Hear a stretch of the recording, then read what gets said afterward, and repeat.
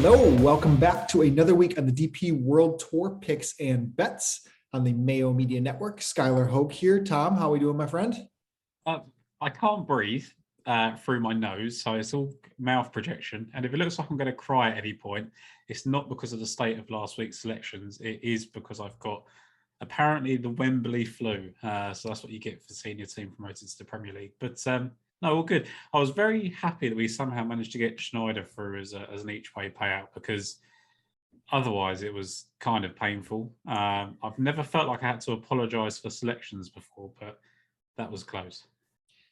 I mean, if you just zoomed out, like if you didn't watch any of the week, to your point, like if you just turned up the scores on Sunday night, it would be like, okay, they weren't as bad as what it could have been. It was a weird week. And I mean, we had JT win the PGA. We had Sam Burns come back from 7 strokes. But arguably, I think this Sunday, and then Fox, losing at 99%, win probability. I think this past Sunday was the craziest finish of them all from a probability. Data Golf had Samoya at 0.1% chance to win. He was the last person who they had any sliver of hope of winning on the board. And he won by 2. It wasn't even close. And that's how he needed to win, I think. Like he's a guy that's been there a couple of times, right, and had a chance and never quite looked like sealing a deal. So it's good for him to come back and do that. It was, it was a really funky week. I think Guido was,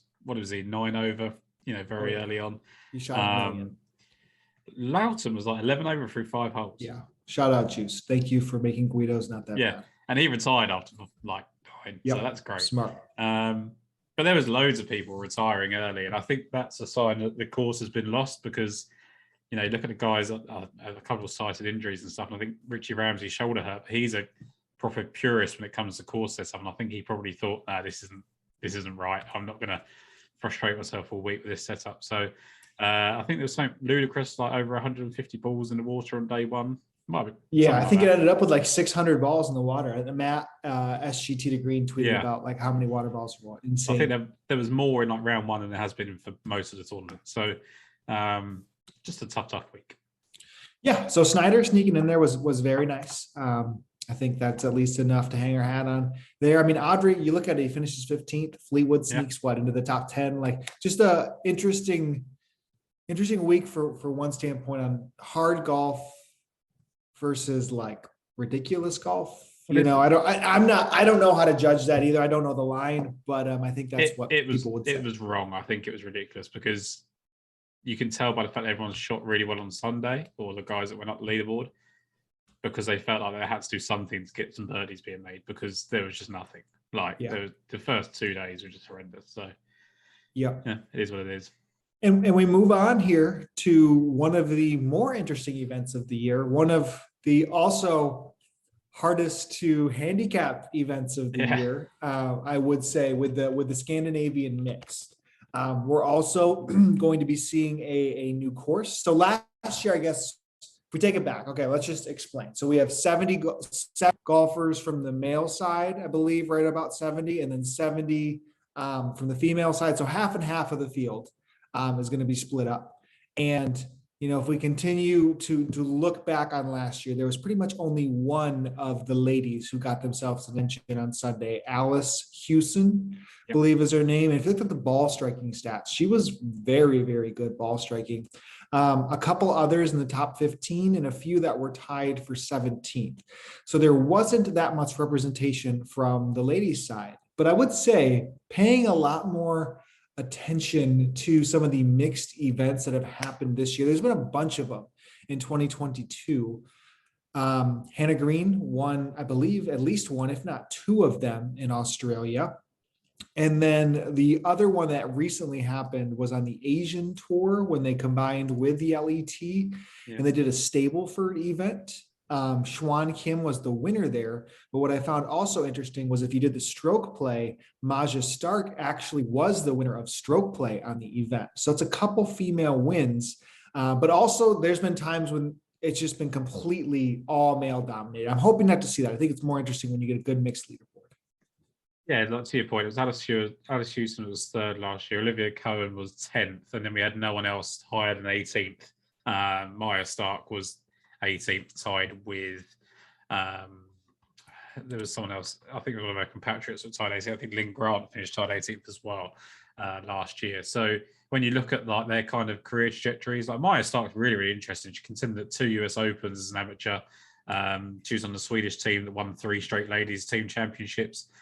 She won on her second start in college, finished 13th in her first US Open, was 9th after 54 holes in her second one. So she's just really solid. I think she won 2 of her first 3 starts on the LET tour as well. So she's brilliant, Maya Stark. She's definitely one of the more interesting candidates this week. But yeah, I think to your point, it's going to be male dominated. She also cost me a lot of money last week at the US Open because I was very excited to play her. DraftKings kind of get in the mix, and she did not fare too well. Not much from the LET side ended up really being in the mix at the end. It was a great US Open.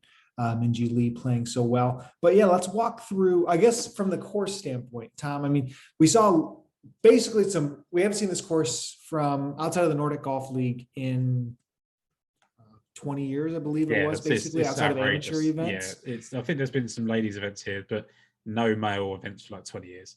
So it seems tree lined. It seems a little bit tighter fairways. It seems short.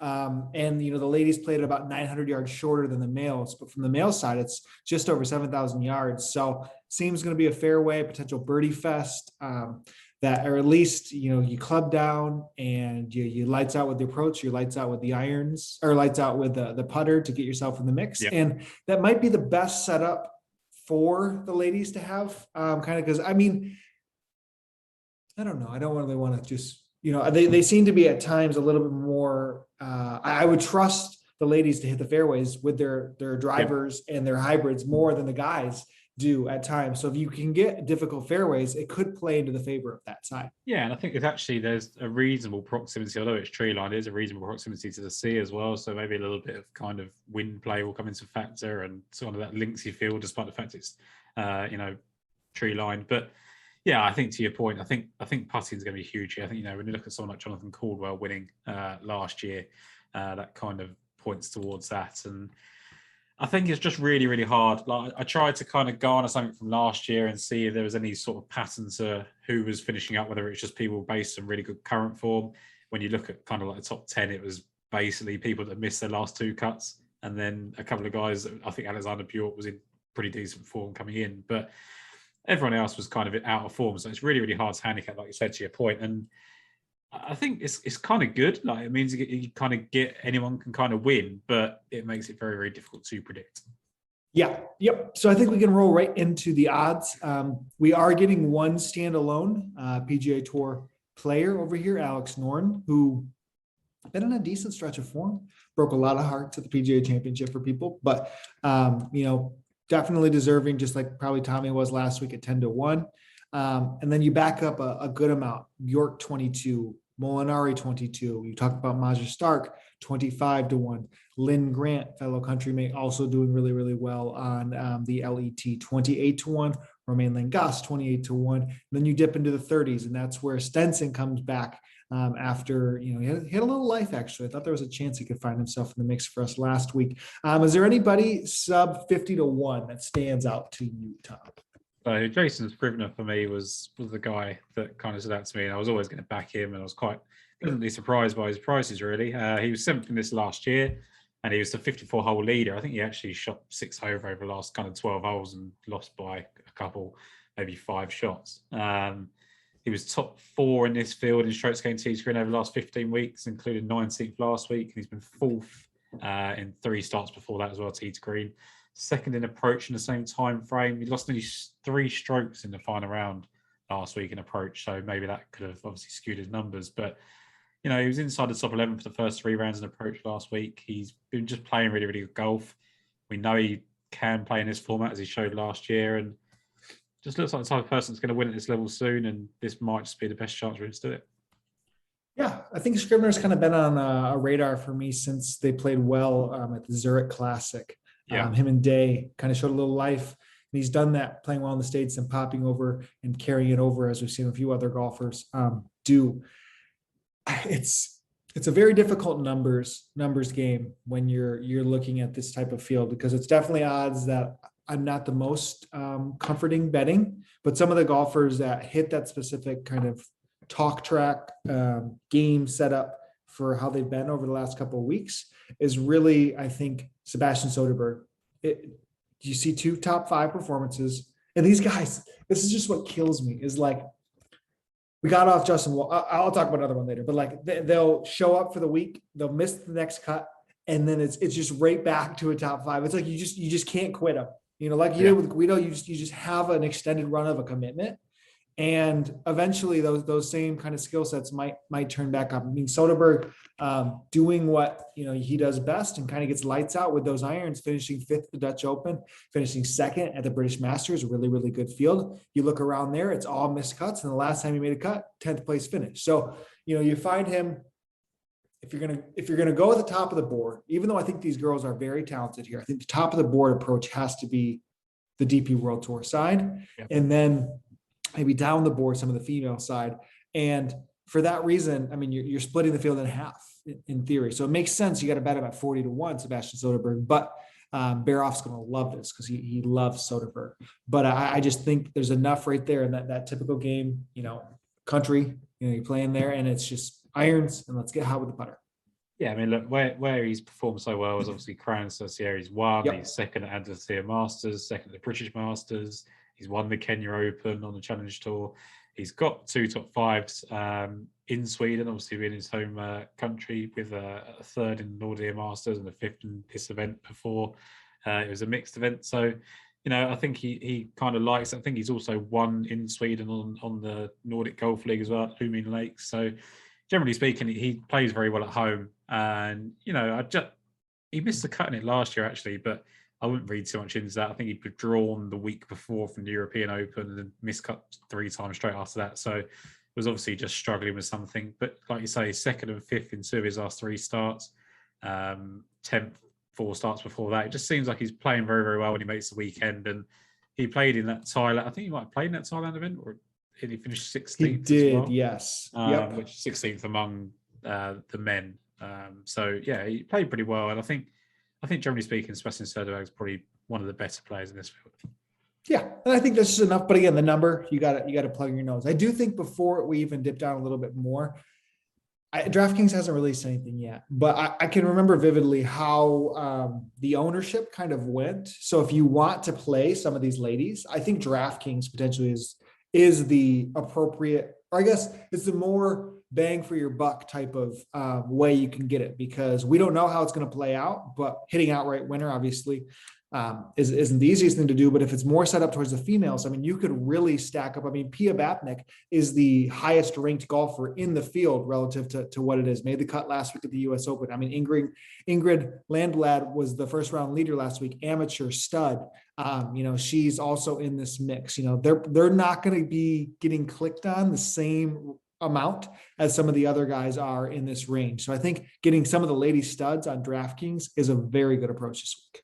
Yeah, and I think Pia Bapnik as well. She's 18 years old, isn't she? And so she was 35th in Saudi, 3rd at the Madrid Ladies Open, 5th at the Jabra Ladies. And then she's been 3rd at the Chevron Championship, which was the first major of the year. And like you said, made the cut last week.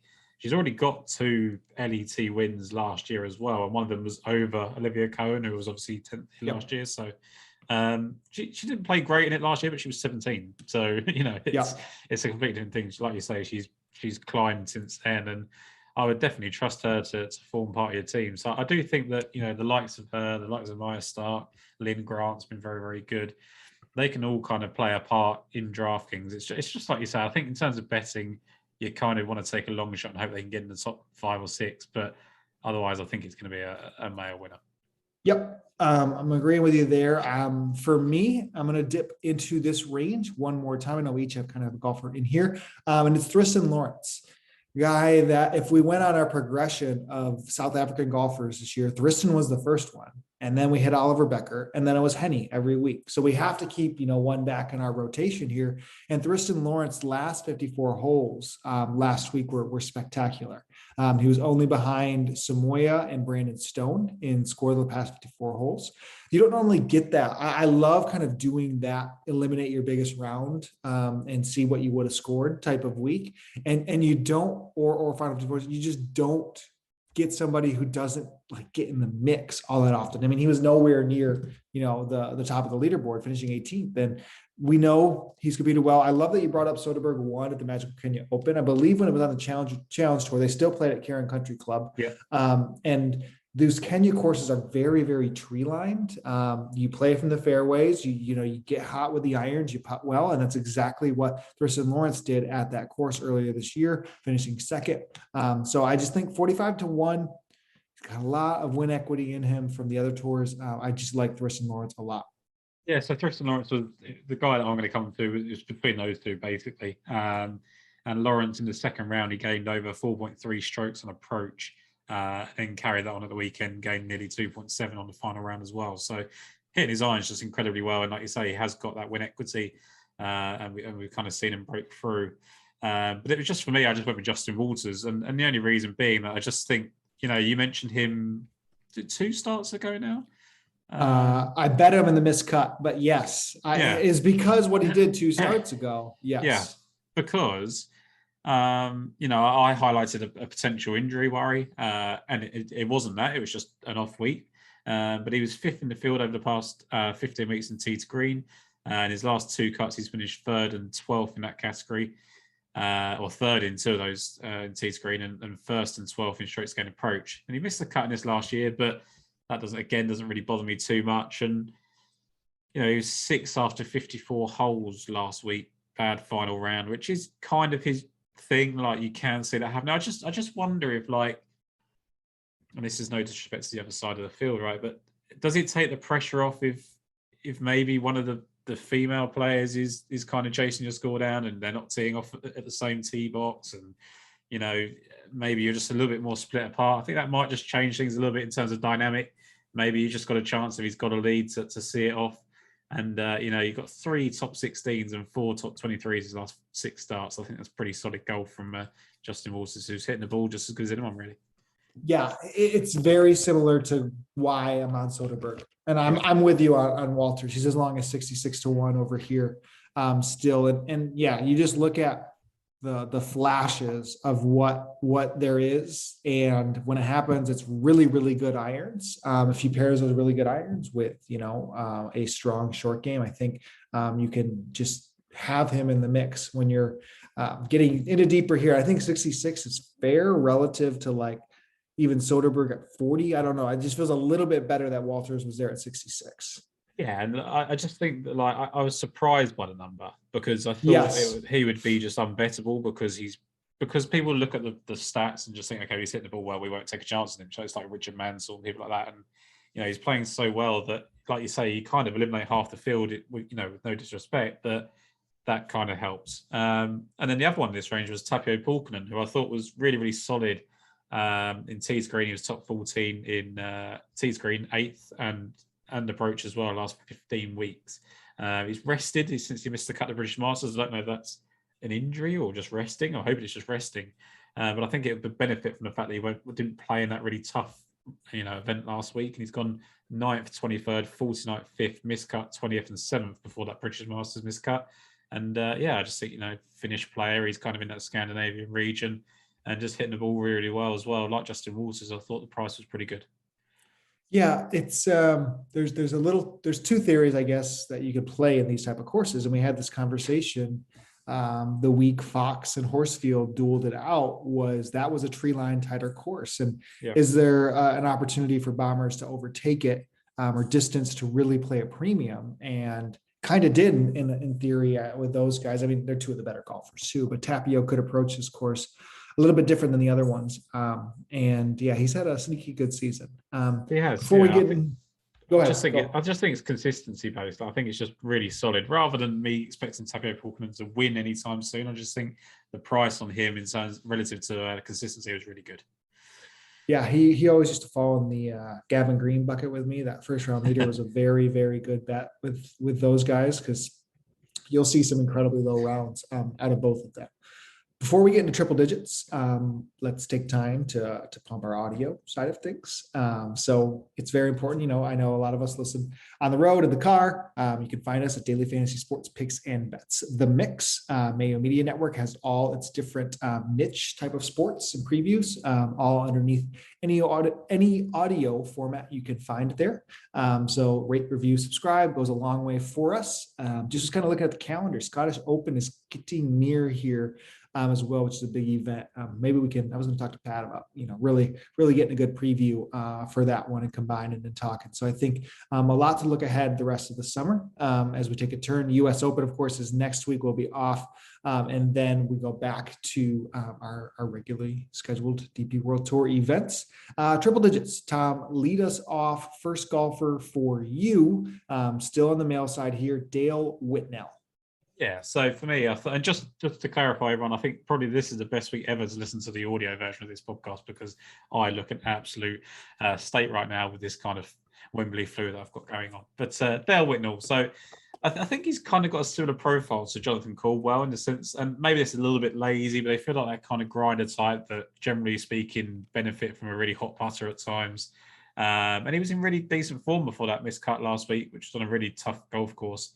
But even in the second round, he bounced back with his irons. He finished 24th in round 2 in strokes gained approach, so didn't make the cut.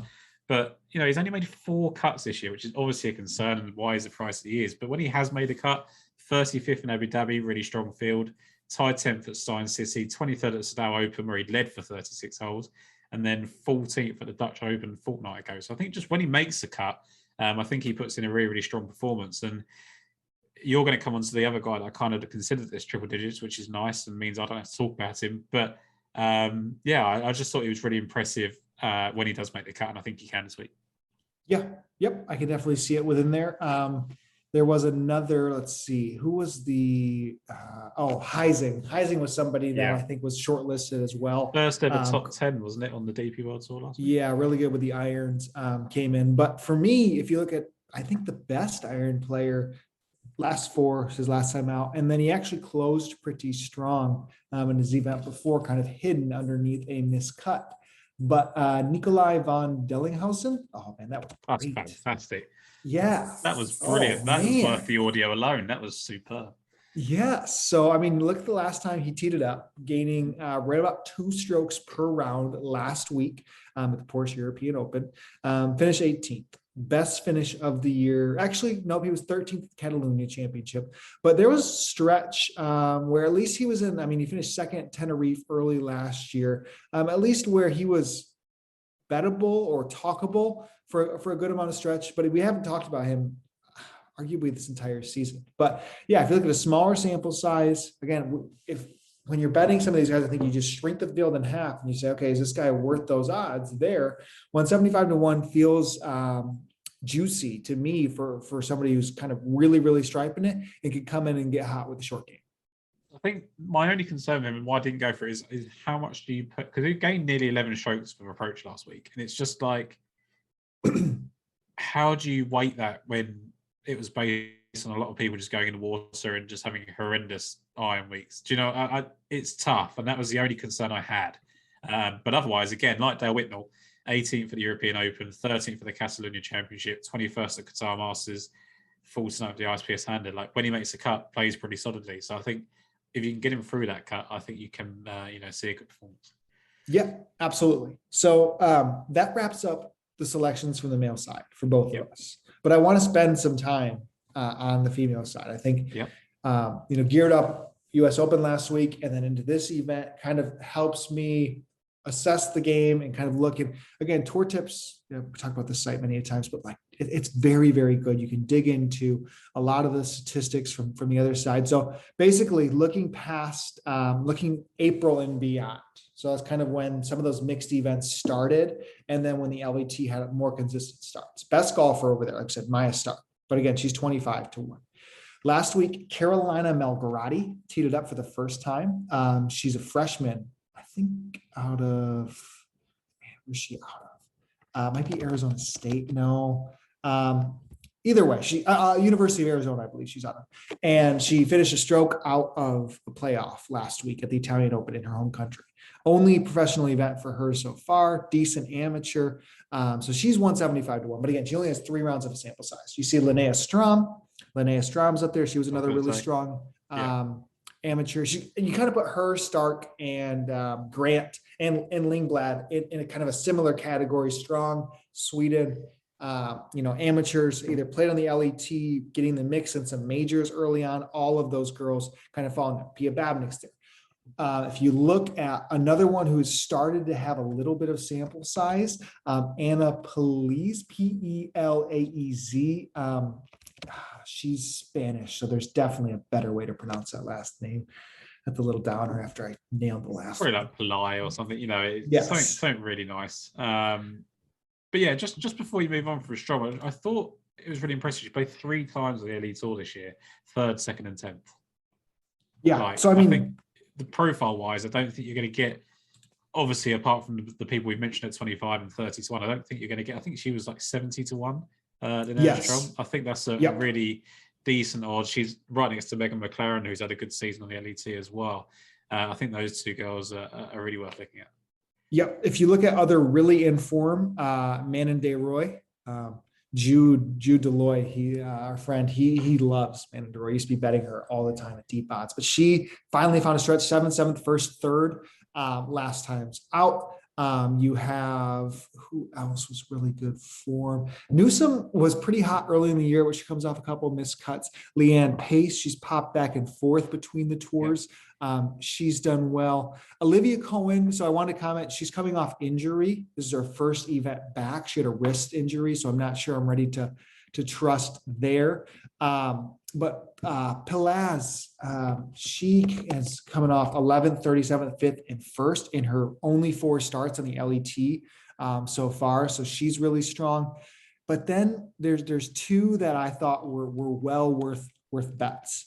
Again, if I just take out, if I want to say, okay, I want to see a little bit of a sample size. I want to see these girls, playing or ladies playing more than, just potentially even 4 terms. They're only 54 holes. So maybe who has played the most if you do at least, I don't know, over 10 rounds. So it's Stark by a good amount. It's Grant next. And then it's Tia Covista or Covisto. So Tia has this year, if you look at kind of her form right now, she is 11th, 1st, 13th, 10th, miscut, 19th, 7th, her last few times out. And so you put her in this field at the 3rd ranked golfer with sample size. You talk about Strom being 70, talked about Megan McLaren being 66, Manon DeRoy's 50. Tia Covista is 250-1. So if you can just line up anything, that okay, it can play the different way. Well, maybe she's a top 10 on the ladies' side in pure ranking, but she's 250-1 this week. That number, and Bradley Todd, our friends on it too, and he pays way more attention to the ladies' European Tour than a lot of people do. So I think that was a clear sign that she's a big misprice this week. So I think she's the one. Top 20 in that mixed open in Thailand. I think the one she was 19th. And Megan McLaren was 22nd in that as well. Michelle Thompson was actually top 10 in that event. I don't know. Again, she's someone that's kind of a bit hit and miss, Michelle Thompson, but she has been up there. I think she's 12th on the race to Costa del Sol, which is kind of like their FedEx Cup rankings. The form's kind of dipped in the last few events, but she actually had a 4th in the New South Wales Open, was 10th in that mixed cup, 11th in the Ladies Open in Joburg early on. So early in the start of the year, maybe where kind of she got those kind of points, and that might be a bit of a concern. But again, she was up there. And the other one I kind of mentioned, kind of looked at, was Magdalena Simaca, Argentinian. But she has finished 7th, 7th, 10th, 2nd, 3rd in her last 5, 6 starts. So just really, really impressive. But is Coivisto the sister of Tyler Coivisto? One of the It's not. I remember because Tyler had no OWGR of anything when he played. I couldn't find a connection when I looked at it. It's a rare last name. And Tyler, I thought maybe even a wife or something, but she's his caddy and goes around with him. And there's 2 more that I did want to mention. So Virginia Alana Carta was another one. She was in the mix actually last week. This was interesting. So if I looked at pure like just ball strikers, so she is the only lady since April and beyond. So we've got a handful of events that has finished top 10 in greens and regulation inside the event 3 times. Only one on tour. However, she has not cracked the top 10 in any events yet. So she's definitely got some short game issues, it seems, going on, if those are her green and regulation numbers. I think it was a bad final round last week that kind of did her in, but from a pure ball striking standpoint, but she's only 175 to 1. So this makes a little bit, so again, Koivisto seems she's so mispriced. And then Leonie Harm is the other one that I'm going to be on at 200 to 1. So Harm, if you look at her finishes, so she has, she played 3 weeks ago. Yeah, she finished 3rd, and then it was 16th, 46th, 11th. So she has 15 rounds on the LET, ranking 5th in the adjusted score metric when you're looking at sample size of large amounts. So even if you eliminated the sample size, if you wanted to, you're still seeing Harm and Koivisto being in the top 10 on the ladies' side. So you're getting them at 200 and 250 respectively. I think that's where the shots are worth taking compared to paying up and getting an each way number that is larger than some of these top ladies. Yeah, I think we probably mentioned a Thai Theatical last year. I think yes, I better. You're trying to find the best lady, and in your head you're thinking, well, the best lady going up against best man, try and take the ladies' side, right? If you want to take the best players, and I don't think it necessarily plays out like that. I think there's just when I looked at, like, Alice Houston wasn't in good form when she finished in top 3 last year. I don't think Olivia Cohen was in great form when she was top 10. It's really hard to kind of correlate. So maybe what you're doing in terms of adjusting everything is actually a little bit better. And it's interesting you mentioned Elena Carter. She was 4th in total drive and 6th in greens and regulation over the last 3 months. So she's just very, very solid from a ball striking perspective. So like you say, if she can find a putter, maybe we got things going here. We're going to get them at low. We're going to get them low owned on DraftKings, and I think that's the approach. We do some long shots and we do low owned DraftKings and see if, you can get lucky and maybe, just it can definitely play out. They want it to be equal. They want to set up the course to have it be a fair match. They're there, Henrik and Annika, setting this up to have a battle of the best of the international players, and I hope for it. I really do. Yeah, I think Annika's 500 to 1 if everyone wants to have a little nostalgic bet on her. But yeah, I mean, I still don't know if they're ever going to crack it where it's completely equal. I think there's, 900-yard difference you said earlier? Yep. In terms of their tees, and just doesn't seem to play out. But the best result for this event and the tour in general is that a female wins this event the week of the Live Tour, because we talk about kind of like all these different formats and growing the game and all these buzzwords that they keep trying to use. If a lady wins this kind of prize, then that would be great to see. So it's one of those ones where you kind of hope that happens for historic purposes, but you also kind of err on the side of it probably won't for betting purposes. Yeah, and I think I looked it up. It's outside of the majors, so majors aside. So the LET, I believe this is the second highest prize pool of the year for them. So it's a huge deal. I mean, we don't see the top of the DP World Tour here as they're gearing up to play. Which I thought was tough. Like I think if you're trying to go up, especially the event is going up against this week, I feel like they should have committed a few more at the top of the board. Obviously, some of them have gone over to Live Tour, but I think a real stance against that tour would have been to see some of the better European Tour players playing this event, and really or like make it not that this week in the schedule. Yeah, where like, could you imagine like leading into the Open Championship type of stuff where you could get like. They're not going to probably do a co-sanction one ever, but maybe the ladies come over from the LPGA and lead up in the Scottish, just like the guys do. You could do something a lot more fun, or I guess a lot more of the best of the best, and make that really interesting.